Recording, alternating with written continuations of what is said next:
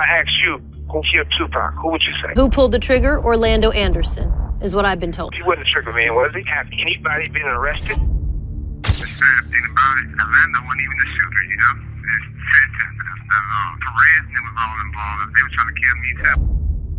Suge Knight, in an interview which was released in November of 2020, revealed that Tupac's shooter was not Orlando Anderson, who was a Crip gang member that had long been considered as the main suspect in the unsolved case. Michael Douglas Carlin had carried out the interview, who was the co-author to LAPD detective Russell Poole. Russell Poole was the initial lead detective in the unsolved case of Biggie Smalls. Poole had accused LAPD officers, which he believed were connected to Death Row Records, as being behind the murder of Biggie. Poole had initially accused Suge Knight of being behind the murder of Tupac before his investigation had expanded, and he made claims of the same cops being implicated in both murders. Russell Poole had set up a meeting at the LA County Sheriff's Office on August 19, 2015 to have information which was verified by Suge Knight put forward, where Suge Knight was said to have verified and agreed on that the police were behind both the murders of Tupac and Biggie. Michael Douglas Carlin had the information verified by Suge Knight through Suge's lawyer Thaddeus Culpepper,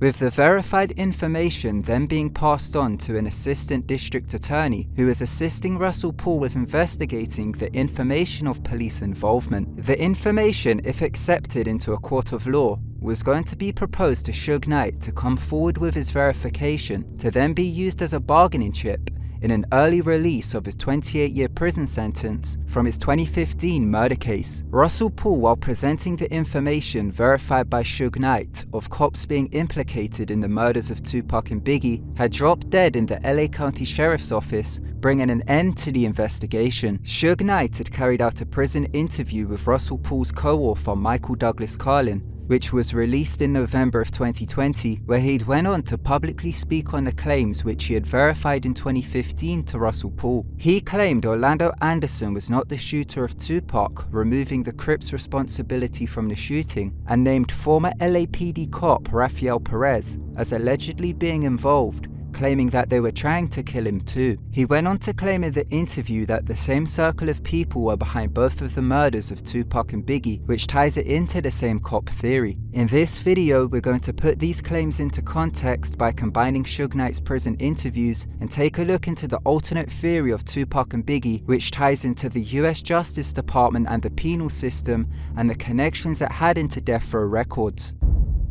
Death Row Records, being infamously symbolized by the logo of the electric chair, has its origin story out of the Federal Bureau of Prisons, being from several incarcerated inmates. Michael Harry O'Harris was serving a 30-plus year prison sentence, being in the Lompoc Federal Prison in California, after being charged in a murder case where he allegedly ordered the murder of his best friend. Harris was known on the street as a large-scale drug trafficker having connections to the Colombian cartels for a man called Mario Ernesto Villabona. Villabona had been the subject of a DEA investigation, being into his ties into the Iran-Contra crack epidemic of the 1980s. The Iran-Contra affair was a political scandal in the United States which had occurred during the 1980s, which resulted in many inner-city kingpins to become rich, being through intelligence connections, which had played a part in funding Death Row Records. The scandal came about following the Boland Amendment of 1984, which was passed by US Congress. This bill removed funding to a militia in Nicaragua called the Contras, who were fighting against the overthrow of a pro-communist group called the Sandinistas. Ronald Reagan's administration had been funding the Contras and fighting against communism until it was discovered that they were violating several laws, which included war crimes and drug trafficking, causing US Congress to then prohibit the funding. This spawned the Iran-Contra affair, where new means of funding were found, such as selling arms to Iran under an arms embargo, and allegations of working with Nicaraguan drug traffickers to import drugs into the United States. The Iran-Contra affair tied rogue intelligence operatives to the drug cartels of Central and South America, to the kingpins of the inner cities of the USA, as birthing the crack epidemic of the 1980s, which can be tied into the upstart of Death Row Records. Harry O was working with Mario Villabona, who was being investigated by the DEA in 1985, being in its ties to the Iran-Contra affair, as it was discovered that Villabona had connections in Washington, D.C. Villabona's intelligence assistance in Washington, D.C. was working in part with supplying Harry O, who made millions from drug trafficking, to then invest it into the entertainment industry. Harry O had given Denzel Washington his acting start, being in producing a play called Checkmates, which Denzel Washington had starred in. Harry O was locked up in the late 1980s, where the Federal Bureau of Prisons, through the Department of Justice, chose to lock him up with another kingpin who had been tied into the Iran-Contra affair. This kingpin was Freeway Rick Ross. Freeway Rick Ross was a California drug kingpin who was working with Nicaraguan drug trafficker Danilo Blandón. It was revealed in Gary Webb's Dark Alliance expose that Blandón had been a CIA asset under the Iran-Contra affair, who was alleged to have been receiving intelligence assistance in providing Freeway Rick Ross with kilos of drugs. The Federal Bureau of Prisons, through the Department of Justice, made the two Iran-Contra assets cellmates, locking up Harry O and Freeway Rick Ross together in the same cell. Harry O's lawyer was a man called David Kenner, who was known for representing the organized crime groups of New York. Kenner was a part of a fraternity of high-profile attorneys and became the first lawyer to serve as defense counsel on the first ever federal case of the Iran-Contra affair, which had been brought to justice under Operation Polar Cap, with David Kenner getting his client off the case and winning it. Freeway Rick Ross recalls being in the attorney room with Harry O when Kenner would visit, where Harry O and David Kenner formed Godfather Entertainment. This was Harry O's entertainment company, which he was now seeking to find parent companies to fall under it. At some point, we talked about getting into the entertainment business. Kenner started off as my guy, watching my back supposedly. And Lydia was also there to represent my percentage of GF Entertainment, which we decided would be the parent company of Death Row. I actually set up GF Entertainment as a parent company and made Death Row a subsidiary. And so there was 100% ownership through my trust. Harry O claimed to have come up with a parent company called Death Row Records, based on his situation in prison. Until I brought Death Row into the equation. On paper, as a company, there was no Death Row. I started it because of my situation. Compton artist Eazy-E, who was a member of NWA, was said to have been first offered the parent company through Harry O, which was attached to the Crips in Compton. Pat Johnson was a high-profile kingpin in Compton who was affiliated with the Crip Street Gang, who had gotten on a deal with Harry O. Harry O and Pat Johnson both shared David Kenner as their attorney, with the connections both tying into the Iran-Contra affair. Harry O brokered a deal with Pat Johnson's money, where Johnson had $1.5 million of drug money on the street, which was awaiting to be invested into the parent company Death Row Records, once people were found to head the company on the street. Southside Compton Crip Keefe D, who was connected to Pat Johnson and had ties into the Colombian cartels, had the information passed to Eazy-E about acquiring Death Row Records. Eazy-E refused the deal as he already had his highly successful record company Ruthless Records,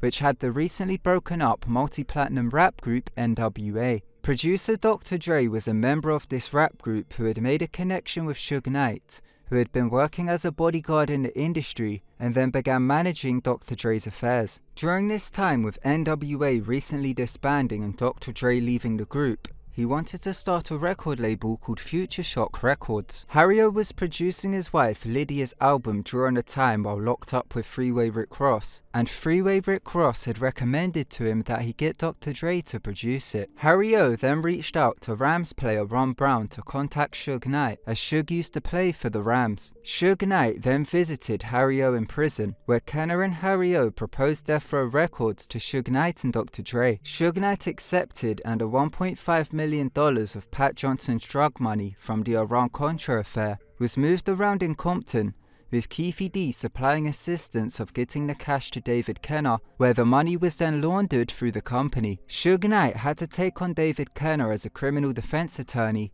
and principal business attorney for the label as part of the deal. Harry O had soon received the incorporation paperwork to find out that David Kenner had set up a separate Death Row Records, being split from Godfather Entertainment after they had successfully launched a brand using the money. Suge Knight and David Kenner now had their own Death Row Records company, separate from Harry O. This had been done as part of a distribution deal with Interscope Records, which was a parent company of Warner Music Group.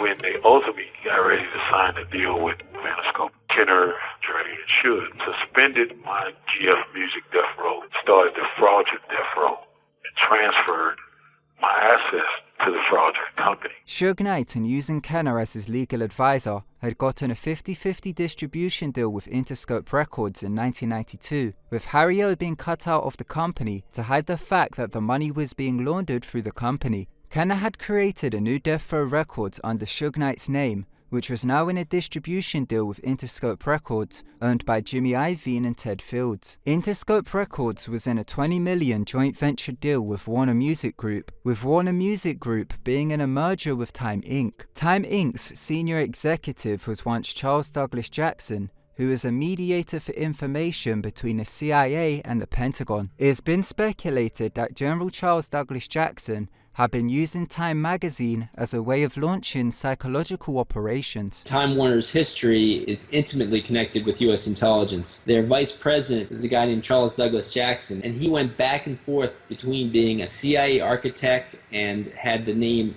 head of psychological warfare, and then being head of Time Incorporated, vice president of Time Incorporated. He was running psychological warfare operations through Time Incorporated's magazine. In the 1990s, Warner Music Group had purchased many record labels, which included the joint venture with Interscope, with them acquiring a 22% share of the domestic music market in America. Lydia Harris, being Harry O's wife, threatened to go public about Harry O's involvement, which would have implicated Interscope and Warner Music Group in the money laundering fiasco, which resulted in a lawsuit between Harry O and Jimmy Iovine being through the situation of the company's founders and the money laundering fiasco. Kenner had met with Harry O in prison to discuss the lawsuit, where Harry O had been offered a can of Sprite. Harry O was hospitalized following the meeting with symptoms of poisoning, and it was the last time he had ever seen David Kenner.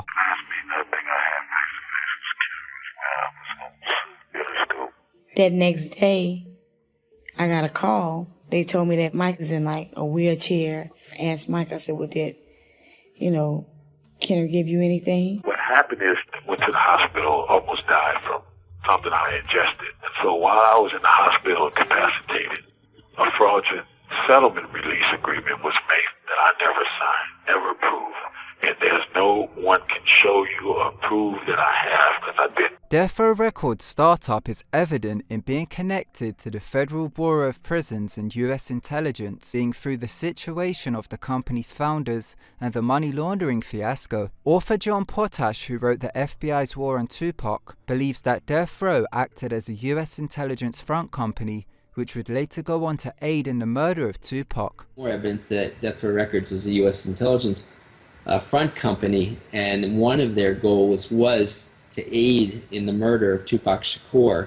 Yeah. And of course they had some other goals also, which was partly to end the Bloods versus Crips peace truce. Death Row, after being formed, was then connected to further intelligence along with police departments, which had caused even more infiltration. Suge Knight had been initially using blood gang members of the Compton mob Pyrus to supply his personal security. This was a blood Pyrus set from Compton which had formed in the same neighborhood which Suge Knight had grown up in. Sometime between the Snoop Dogg murder trial from 1993 and 1994, Suge Knight had changed the label's security into hiring cops. This was achieved through Reggie Wright Jr. Reggie Wright Jr. was a former Compton cop whose father was the head of Compton's gang division. Reggie Wright Jr. was loaned $300,000 to start Rightway's Protective Services, which began supplying police protection for the label. Reggie Wright Jr.'s origins with the label has had many different stories put forward depending on who's asked. One includes the mob Compton Pyrus, as there is a story that Suge Knight's former head of his gang security, being a man called Mob James, had planned to hold Suge Knight hostage for ransom. Word of the plot spread throughout the Bloods and had gotten to Reggie Wright Sr., being the head of Compton's gang division, who then warned Suge Knight of the pending threat, which then led to Suge Knight taking on Reggie Wright Jr. as the new head of security who began supplying police protection. Another story comes from the Snoop Dogg murder trial. Snoop Dogg was signed to Death Row Records, who was involved in a murder in 1993 in a case which included his bodyguard and one other. Reggie Wright Jr. was said to have been brought in during this time, so expert witnesses in the form of police officers could be offered if similar cases were to occur with the artists in the future. Kevin Hackey was a former Compton School District police officer who had a relationship with Reggie Wright Jr. Hackey applied for a job with US Intelligence, who offered him a promotion to the CIA if he were to first infiltrate Death Row Records working as an informant for the FBI and ATF by posing as a bodyguard. Hackey had then gotten a job at Right Ways Protective Services due to his former police relationship with Reggie Wright Jr., all while working undercover for the FBI and the ATF. A book titled Labyrinth, a detective investigates the murders of Tupac Shakur and Notorious B.I.G., which was written by Randall Sullivan, includes excerpts of an interview carried out between LAPD detective Russell Poole and Kevin Hackey. Hackey had discussed information about what he believed to be true concerning Reggie Wright Jr.'s connection to Death Row Records. Page 157 of the book reads, quote, "He first met Reggie Wright Jr. back in the late 1980s, Hackey recalled, when he was hired by the Compton Unified School District's police force. Reggie was working as a jailer at that time, but joined his father, Reggie Wright Sr., on the Compton PD a short time later. Wright Jr. and his partner, Smokey Burrell, were notorious for ripping off drug dealers, Hackey said, and he believed that's how Reggie and Suge Knight had become involved. It was well known in Compton that Reggie was helping out Suge Knight's homeboys when they had got into trouble," unquote. Therefore, Reggie Wright Jr.'s start with Death Row Records has several different stories behind it, depending on who is questioned about the subject. Reggie Wright Jr. had upward of 25 police officers working under the security service, being from multiple police departments across LA who were working security for the label. Right Ways Protective Services had its permits revoked after it was discovered that the police were being used to serve subpoenas during the Snoop Dogg murder trial. The cops then continued to work without permits. Suge Knight's ex-wife, Sharifa Knight, also had a connection into the cops, with this connection being into the notorious LAPD Rampart Division. Sharifa Knight had met Rampart cop Kevin Gaines in 1993. Gaines was a part of the Crash Unit, which stood for the Community Resources Against Street Hoodlums. This unit was formed for gangs of South Central LA, which ended up being disbanded in the year of 2000. From how corrupt the unit had become. The Rampart scandal of the late 90s, which included the Crash Unit, revealed cops were giving out playing cards to each other as trophies for wounding and killing gang members, with a red card symbolizing a wounding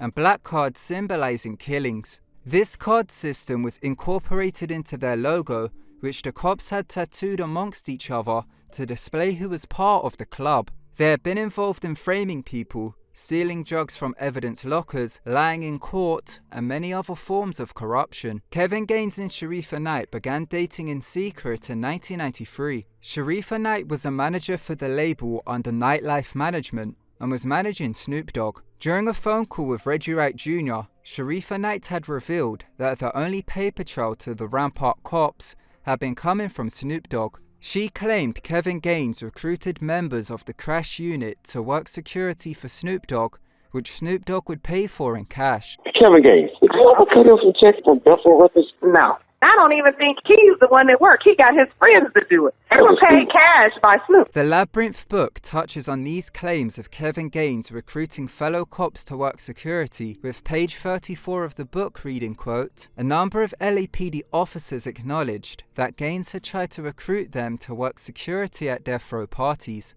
unquote. This connection between Snoop Dogg and the Rampart cops has come into question regarding Snoop Dogg's 1996 murder acquittal after evidence went missing from the LAPD Pacific Division's evidence locker, which Kevin Gaines had dominion over. The book Chaos Merchants by Russell Poole and Michael Douglas Carlin lists Kevin Gaines as a suspect in the theft of this evidence. David Kenner was representing Snoop Dogg during the trial, and his defense, along with the missing evidence, had beat the case for Snoop Dogg. Suge Knight's financial advisors were David Chesnoff and Steve Steiner, who were under the umbrella of the legal team with David Kenner. Kenner then owned a company called Kentron, which managed the financial accounts of death row employees such as Sharifa Knight, who was a manager under Nightlife Management. Reggie Wright Jr. during the call questioned on if Kenner had been paying the division after they had heard that Kenner was supposed to make some comps to Kevin Gaines. Comps are when work is done without payment, with services or goods being offered instead. I was with Cantron and they wouldn't have given no check. I wonder if Cantron and Kenner was paying. Didn't we hear something about they supposed to do some contracts? Sharifa Knight further claimed in the call that she only remembers cutting one check for Kevin Gaines from her personal account, which was not used and had been cancelled. The transaction was going to be transferred between Kevin Gaines as a payment from death row manager Norris Anderson under the umbrella of Nightlife Management. Sharifa claimed the check was discarded as Gaines went on to cancel the transaction with Norris Anderson after telling Sharifa that the cops had no longer needed the money. She had also claimed that the payment would have been below $10,000 as this would have been traceable and how it would have been written for $9,000. Not unless it was that whole other thing. Did you ever give Norris the money, or he didn't get it? No, he took the money back. I said, no, they changed their mind. They don't need it because I got a call and said, never mind. And it wouldn't have been for 10 because, 10 is traceable. And if he pulled anything, he pulled 9 directly to my personal account. Another possible aspect of this conspiracy, money laundering. Deposit the large amounts of cash in amounts of less than $10,000. What she's talking about is money laundering, or structuring deposits to avoid filling out one of these Internal Revenue Service forms called a currency transaction report. This shows a connection between Nightlife Management of Death Row Records and the LAPD Rampart Division. It may also reveal a connection between Kentron by Kenner and the division, but Sharifa denied these accusations brought up by Reggie. Other cops of the Rampart scandal include David Mack and Rafael Perez. Rafael Perez had exposed the scandal in the late 90s, with him during the time also going on to reveal how he and his partner Nino Durden framed gang member Javier Ovando after they had permanently paralyzed him by shooting him, then planted a gun on him to frame him, which included testifying against him for him to receive a 23-year prison sentence. Rafael Perez and David Mack have been connected to Death Row Records by witnesses who claim to have seen them supplying security. Kevin Hackey's interview conducted by Russell Poole, which is outlined in the Labyrinth book, claims Hackey told Poole that the first time he had ever seen David Mack was while David Mack was allegedly providing security at the 1995 NAACP Image Awards. Artist C-Style, who is affiliated with Snoop Dogg during his time at Death Row, claimed in the 2021 documentary Last Man Standing that he had witnessed David Mack and Rafael Perez several times providing security at Death Row parties. I've seen David Mack plenty of times. Who was the other one? Rafael Perez. Rafael Perez, seen him too. Joe Cool, who was an artist associated to Death Row Records, claimed too in a documentary that he had seen Rafael Perez both in uniform and out of uniform, along with David Mack, and had seen them interacting with Suge Knight. Officer Perez, he was friends with Suge. I've seen him up there several times. I seen him in uniform and out of uniform. And then there was another one, the one that they said killed Biggie, right? He used to be up there too. The LAPD chief Bernard Parks, who was the chief in the 90s, had also claimed or confirmed that David Mack and Rafael Perez worked security for Death Row Records. We know that David Mack and Rafael Perez both worked security in Death Row Records. Author John Potash revealed how LAPD detective Russell Poole had asked his superiors as to why so many officers were working within Death Row Records, to which he had gotten the response of, consider them as covert agents. Los Angeles police officer found dozens and dozens of his fellow police officers at all levels of Death Row Records. When he went to his superiors to ask what were they doing there, they said you can consider them covert agents. Suge Knight, in a 2017 prison interview carried out for the Fox show Who Shot Biggie and Tupac, had been questioned on Rampart cops David Mack and Rafael Perez. Suge Knight, in a prison interview, claimed he did not know any of the cops and shifted the focus towards Reggie Wright Jr. The police officer, David Mack. Never worked for me. At all. Never. I never had a conversation with none of those dudes. Never met those dudes. They never worked for me. They knew Reggie Wright. They didn't know me. Rightway Security Services has never been proven to have been connected to the Rampart division, although Suge Knight claimed that it was Reggie Wright Jr. who knew the cops during the 2017 prison interview. Reggie claims that Suge Knight had said this as Suge associated any type of cops to Reggie Wright Jr. due to what Rightway's protective services provided. The only proven connection to the Rampart division to Death Row Records was the relationship between Kevin Gaines and Sharifa Knight, which was being carried out in secret from it being an affair. This connection provided Kevin Gaines work through being paid in cash by recruiting his fellow Rampart cops to provide security, being under nightlife management through Sharifa Knight. Suge Knight had found out about the relationship between his wife and a cop in 1996, and while in the back of a car with Sharifa, Suge had threatened Kevin Gaines, and Sharifa then told him that Gaines was a cop to warn Suge Knight not to do anything stupid. This reveals that Suge Knight did not know about Kevin Gaines being a Rampart cop. Jimmy Iovine had also claimed during an interview with Sway that he advised Suge Knight to hire police security to only then find out that they were Rampart cops. I insisted they get real security, real cops. So next time I go, there's real police. I found that they were Rampart guys. Suge Knight would later verify information connecting the Rampart division into the unsolved murders of Tupac and Biggie. Tupac was bailed out of prison in October of 1995 with the assistance of David Kenner. David Kenner created an appeal which was approved by a judge, where for a bond of $1.2 million, Tupac would be released from prison and signed to Death Row Records for a 3-album deal. Suge Knight got the $1.2 million from Interscope, which was then used for Tupac's freedom. Tupac then had to have David Kenner as his defense lawyer and entertainment lawyer also. Tupac's family warned Tupac that this was a conflict of interest. With Death Row operating out of California, Tupac from October of 95 to August of 96 had broken the 3 strikes law within California, which would have gone against his appeal and landed him back in prison. Some, such as author John Potash and others, claim that cops had brought a possession charge against Tupac, which was the final straw, where Reggie Wright Jr. claims it was from his case with the Hughes brothers. David Kenner had one of the cases moved to Las Vegas to circumvent the California law,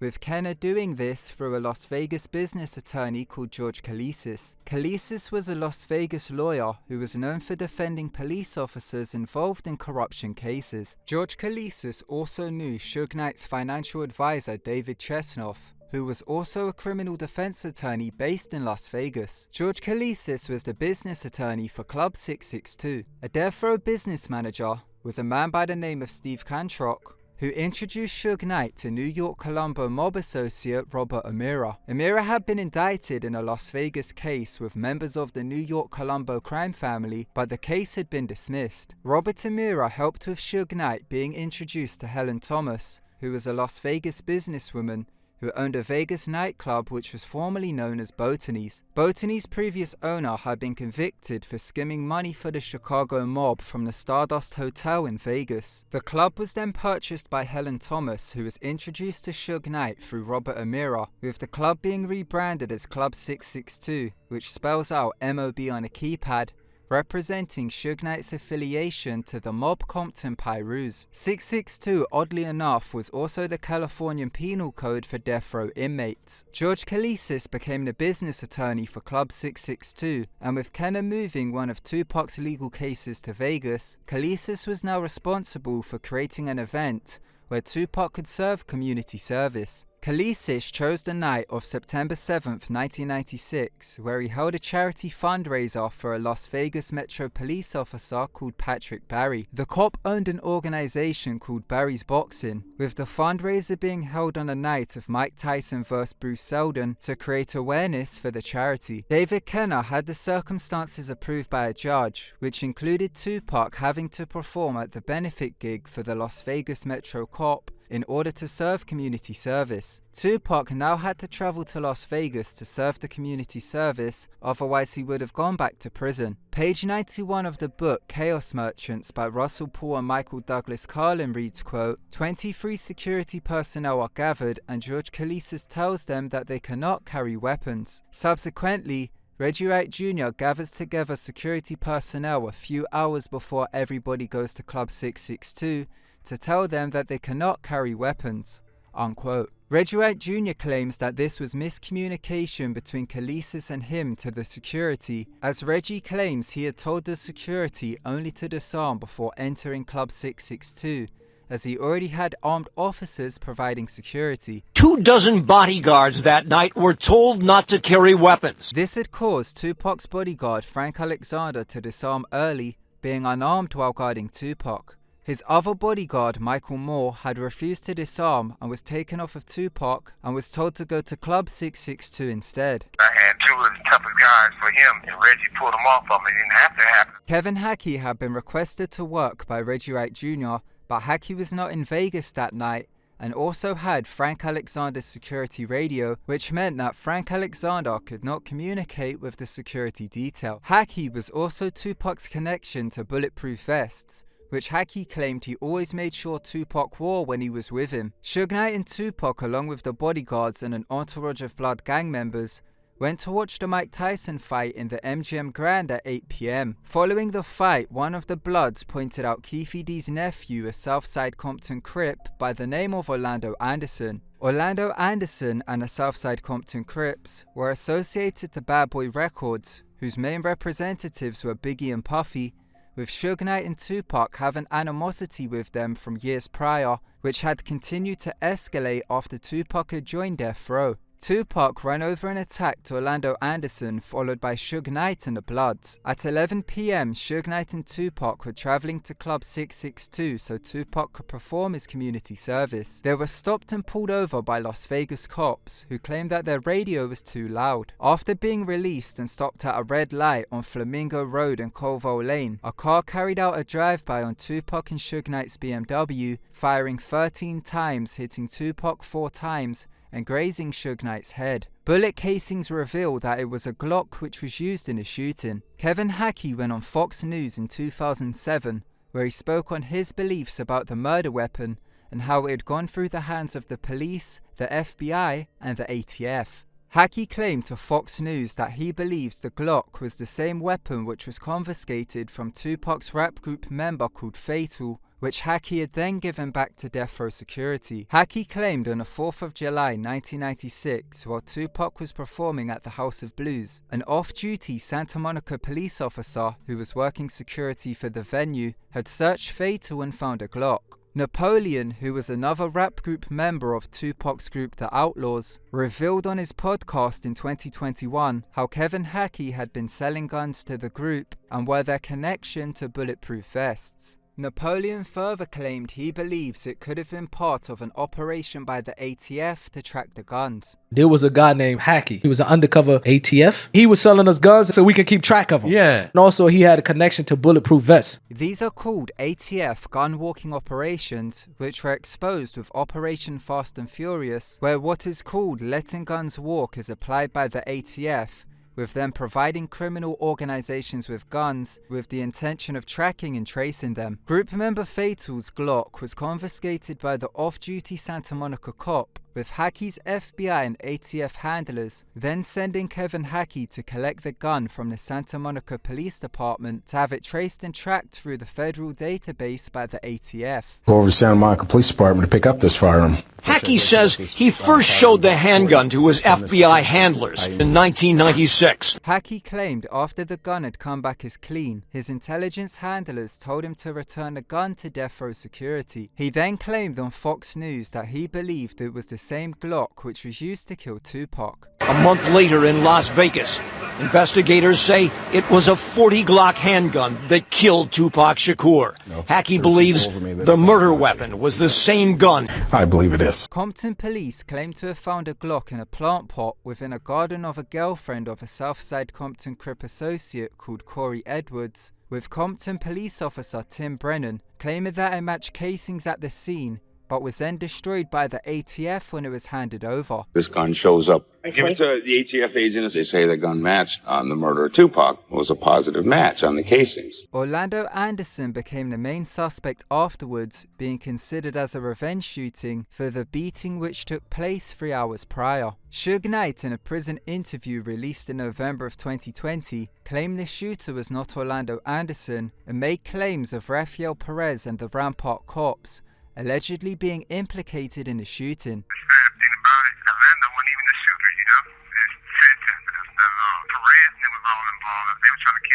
Russell Poole's documents, which were declassified on the FBI website, reveal that Kevin Gaines and other officers of the Rampart Division were in Las Vegas on a special assignment for the LAPD on the night that Tupac and Suge Knight were shot at. Author John Potash believes Rampart cops killed Tupac and claimed it was the same division of the LAPD which assisted with the Robert Kennedy assassination in the late 60s. The cops that assassinated Tupac were mostly from the Ramparts Division. That's one of 18 Los Angeles police divisions. The Ramparts Division was the division found to work with the CIA to assassinate Robert F. Kennedy. Tupac's brother Mopreme Shakur has revealed in interviews that he feels as if the cops killed Tupac and feels that Orlando Anderson was used as a pawn. Do you have any ideas as who you think assassinated Pac? Any suspicions about anything at all? Because I know a lot of people have their own theories and so forth. But what is Mopreme Shakur's views on who assassinated Pac? Cops. Orlando Anderson, when questioned on the murder, claimed he felt as if he was being used as a scapegoat. I mean, I've been thinking, maybe I'm a scapegoat or something. I just want to let everybody know, what I'm saying, I didn't do it. With Orlando Anderson and the Southside Compton Crips being blamed for the murder, a gang war had broken out in Compton between the Bloods and the Crips, which only started after a suspicious murder. Larry Finch was a cop of the Compton School District Police Department, which was Kevin Hackey's former division. Larry's brother, Bobby Finch, who was a bodyguard, was murdered 4 days after the Tupac shooting, on the same day that Tupac had died from his injuries. Bobby Finch was the neighbor to Corey Edwards, who Compton PD had implicated in finding the gun at the property, which was then destroyed by the ATF. Corey Edwards had warned Bobby Finch that the neighborhood was going to get very dangerous from the events which took place in Vegas. Bobby Finch was killed in a drive-by shooting, being shot 13 times in an unsolved murder, with the killer never being identified, with Reggie Wright Sr. becoming the lead investigator of the homicide. Bobby Finch being murdered on Southside Compton Crips territory erupted a gang war between the Southside Compton Crips and the mob Compton Pyrus, as the Bloods were blamed for the murder. Michael Douglas Carlin claimed that he believes cops were implicated in the death of Bobby Finch, to then stage the gang war between the two sets to fit the narrative. 13 rounds, 12 hit Bobby. Maybe they're protected by cops. Maybe he was shot by a cop. And you have Reggie Wright Sr., who is the homicide investigator investigating this murder, and there's never a killer brought to justice. The Labyrinth book reveals police informant reports of how Suge Knight allegedly delivered a load of AK-47 assault rifles being to Blood gang members in the Nickerson Gardens housing projects in September of 1996, after the gang war had broken out to be used in it. Kevin Hackey had been arrested after he was found to have a trunk full of AK-47s which he had been selling, which gives credence to Napoleon's claims. Hackey had claimed in the 2002 documentary Biggie and Tupac of how he believes he was set up by the intelligence agencies for revealing he had classified FBI documents which revealed that FBI have Tupac's murder on tape, being in private surveillance footage. Hackey was incarcerated for having a trunk full of AK-47s. Hackey claims he was betrayed by the FBI. He wasn't given the promotion he was promised, and they then let him languish in jail. He had himself just been released from prison. The MGM Grand tape of Orlando Anderson getting beaten down was made available to the public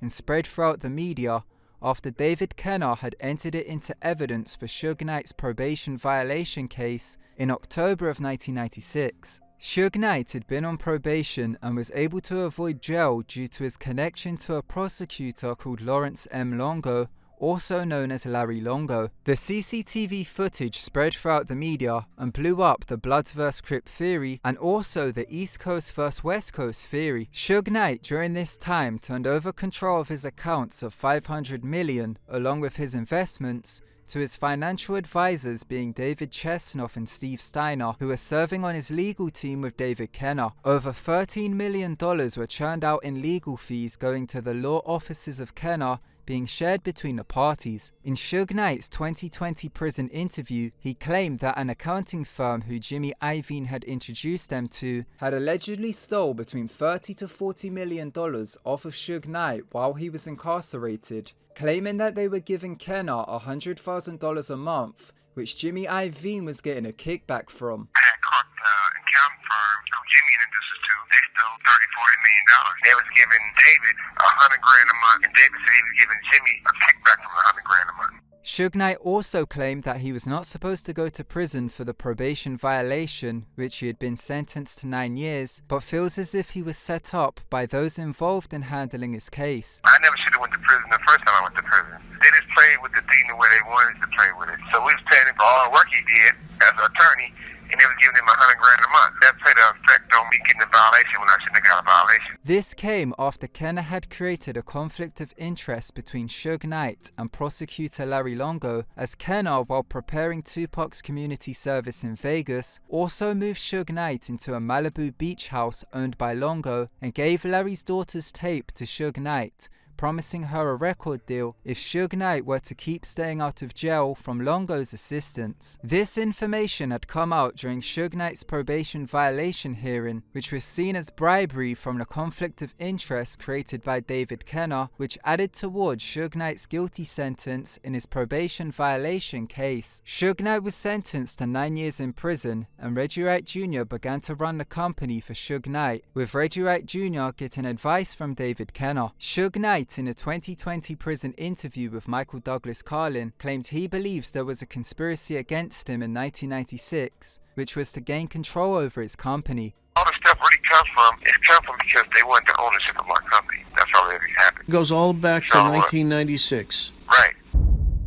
Biggie was murdered in March of 1997, being 6 months after Tupac was murdered. His death was seen as revenge for the Tupac murder from the accused Southside Compton Crips ties to Puffy and Biggie. Russell Poole was the first detective placed to investigate Biggie's death, who began to uncover the Rampart Division's connections into Death Row Records. Poole would then link this connection into the death of Biggie Smalls, which ties into the larger theory that the same people were behind both hits, which then used an East Coast vs. West Coast, Bloods vs. Crips smokescreen as a cover to hide behind. Suge Knight, in the 2020 prison interview carried out by Russell Poole's co-author, claimed that the same circle of people were involved in both crimes, which ties into this theory. And the other thing is for Biggie's son, that they saw the first one, they saw the second one, because it's the same people, same circle of people. Suge Knight had also commented on this in his 2017 interview for the Fox show Who Shot Biggie and Tupac. Sometimes if you saw the first case, you might have saw the second case, but that never happened, correct? Yep. Kevin Gaines was murdered 9 days after Biggie by a fellow cop called Frank Liger. Russell Poole was made aware of the crime and began to investigate it. On the scene of the murder, Poole found the address of Gaines' girlfriend, who lived in the Hollywood Hills, and when arriving is when Poole came to find out that it was Sharifa Knight. When Kevin Gaines' locker was searched, developed photographs of Suge Knight and Tupac were discovered taped to the back of the locker. Russell Poole now became aware of the connection between the Rampart Division and Death Row Records through nightlife management. Poole soon became aware of a lead which connected David Mack to the murder of Biggie Smalls. David Mack robbed the Bank of America on November 6, 1997, using his girlfriend, who was the assistant manager at the bank, to order in $722,000, which arrived just 10 minutes before the robbery took place. David Mack was seen on the bank's CCTV system carrying out the cash in the bags which it had just been delivered in. David Mack was arrested a month later, and when Russell Poole searched his home,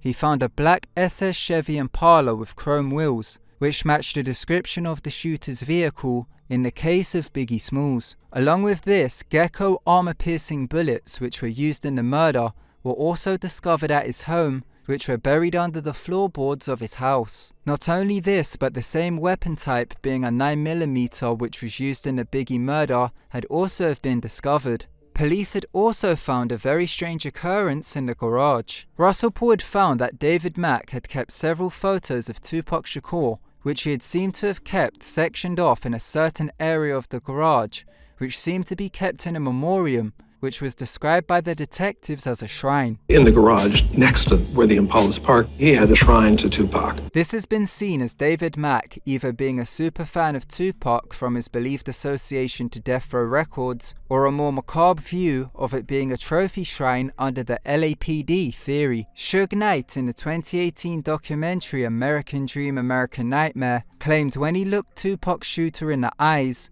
he looked as if he had gotten himself a trophy. When I look up, I see a mother with fear in his eyes. He got him a trophy. Russell Poole followed this as a lead, connecting it to the death of Biggie Smalls, and began to investigate the Rampart cops' ties into Biggie's death. Russell Poole's investigative police reports from 2002 were declassified on the FBI website, and although they are redacted, claim LAPD officers were behind the death of Biggie Smalls. David Mack was shown to have taken 2 vacation days off from working at the LAPD, with one day coinciding with the night Biggie was murdered, and the other with the bank robbery. Russell Poole's information was used in a civil trial against the City of Los Angeles and the LAPD for a $500 million wrongful death lawsuit, which named Rafael Perez and David Mack as being involved in the Biggie Smalls murder. Kenneth Boagni was Rafael Perez's cellmate, whose claims were included in the trial as official court documents, and although he refused to take the stand, his claims of what Perez had told him about the Biggie Smalls murder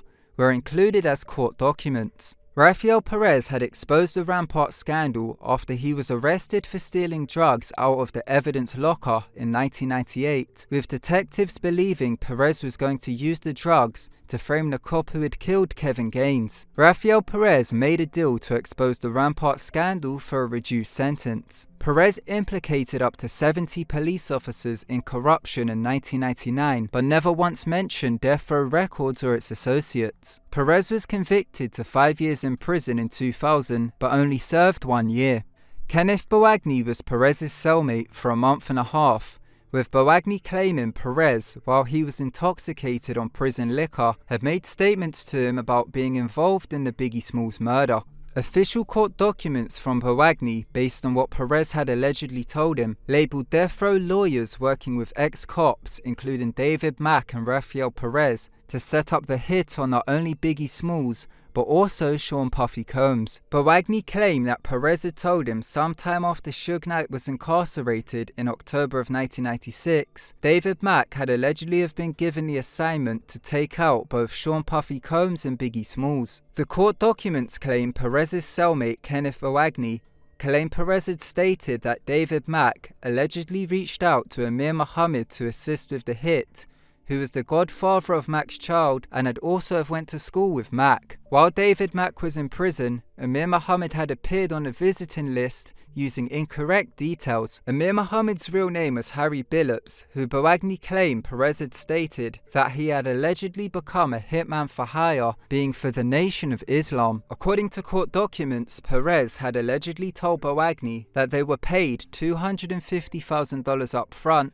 with a remaining $750,000 being paid afterwards, after both Biggie and Puffy were murdered. Boagni claimed Perez had allegedly gone on to explain that Kevin Gaines was supposed to be a part of the hit and cut off both cars, while Mack and Amir then shot up both the vehicles to kill Puffy and Biggie, but Puffy's car ran a red light, which foiled the plan as Gaines failed to intercept the car. A lot of people don't know that Gaines was seriously involved in this. He was supposed to cut both vehicles off and the other guy come around and shoot him. This was corroborated by Gene Deal, as he told the driver to run the red light, and also identified Amir Muhammad as wearing a Nation of Islam uniform at the scene of the shooting in the 2002 documentary Biggie and Tupac. That's him right there.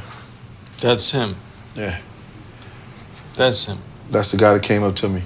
The shooter was described as a light-skinned male wearing a suit and bow tie similar to a Nation of Islam uniform. Powagny claimed Perez had mentioned that the additional $750,000 was not given over as the full contract was not complete, which led to David Mack setting up the bank robbery to steal $722,000, claiming he used it to pay Amir Muhammad. He was supposed to pay a certain amount of money, but they was also supposed to kill Sean Puppy Tone, and they didn't get it done. The civil trial was dismissed from a lack of evidence against the cops. The theory claims Biggie was taken out to keep up the narrative of an East Coast vs West Coast war, which was being pushed in the media, which Tupac had outlined in one of his last interviews with MTV. When it all go down, don't look at me and Biggie and be like, why is there a big East Coast West Coast war when you're shooting this to 300 homes, 300 countries, telling them about an East Coast West Coast war that they would never know exists. Pushers of this theory claim Biggie's life was taken to put attention on the East Coast West Coast motive and away from allegedly what really happened. The exact same tactics were used to kill Biggie Smalls. U.S. intelligence would call collateral damage. Biggie was killed for no other reason than to advance this theory that the conspirators that had tried to take out Suge Knight were putting forward. Russell Poole in 2015 had been working with his co-author Michael Douglas Carlin to get information sent to Suge Knight to be verified. Poole had been investigating Suge Knight's 2014 nightclub shooting, where Suge Knight was shot 6 times, with Poole discovering that Suge Knight was set up by an off-duty cop who were providing security for the club, as the CCTV footage showed the cop letting the shooters in to shoot Suge, then driving them off afterwards. Russell Poole also had further information regarding the cop's connection to the Biggie and Tupac cases, which was planned to reopen that connection to the case, which had been closed in 2005. Michael Douglas Carlin had information sent to Suge Knight regarding the subject through Suge Knight's lawyer Thaddeus Culpepper, where Suge Knight then verified the information. Poole had gotten an assistant district attorney on board with investigating the information, which was going to be provided to a court of law, with Suge Knight then going to be offered the chance to cooperate based on the information he verified, to work as reducing his 28-year prison sentence from 2015 if Poole could get the case re-established in court. Russell Poole had a meeting set up at the LA County Sheriff's Office on August 19, 2015, through Lieutenant Kerry Carter, with him going to the County Sheriff's Office as the LAPD refused to cooperate with the investigation. Russell Poole had attended the meeting to put forth the information verified by Suge Knight, which attached former cops to the murders of Tupac and Biggie. Russell Poole dropped dead within the LA County Sheriff's Office while presenting the information to the police. Official Freedom of Information requests have been filed in 2017, which were responded to and signed by LA sheriffs, who claimed that the information regarding Russell's death cannot be released by them, as the Monterey Park Police Department is handling the investigation, who would need to be contacted directly. In this video, we took a look into Suge Knight's claims from a prison interview released in 2020, where he attached the unsolved crimes of Tupac and Biggie to the LAPD Rampart scandal. Suge Knight claimed Orlando Anderson was not the shooter of Tupac, and named Rafael Perez as allegedly being involved according to his knowledge. Michael Douglas Carlin states during the interview that Russell Poole had gotten it right before he died, which Suge Knight goes on to agree with. Russell got it right before he died. Yeah, he's a good guy. They know who was going on behind all that stuff, you know? Let me know what your thoughts are on all this in the comment section below. Thank you so much for watching. If you enjoyed the video, smash the thumbs up button. Also, don't forget to subscribe and press that bell button so you can get all the future notifications for when I upload. Once again, thank you so much for watching, and until next time, goodbye.